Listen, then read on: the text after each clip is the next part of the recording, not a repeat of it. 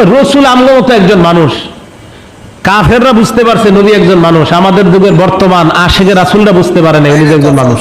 নবীজি বলে তার মতো মানুষ, অথচ ওই আয়াত নাজিল হয়ে দেয় কাফের অক্কল লাই, যাতে কাফের অক্কল খোদা মনে না করে আমিও তোমাদের মতো ইয়ান কিল্লে হয়ে দেয় কাফের অক্কল লাই। অথচ এখন উনি দলিল দিতে তার মানে তোরও কাফের এত লাই, তোরা তোরার মতো হও।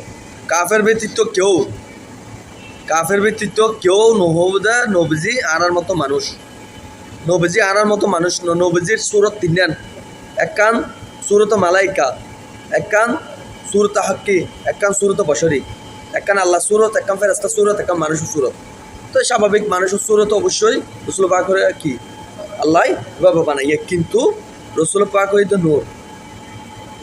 রসুল পাক আর না তোর নাম মানুষ নয়, রসুল পাক নূরের মানুষ। বাক্য হইতে হিসাব করে হওয়া ফুরিব, হতা হইতে হিসাব করে হইও। ওই কাফের অকল সাবজেকশন তুই গড়ি ফেলাই তোলা কথা, তুইও কাফের বর্তমান।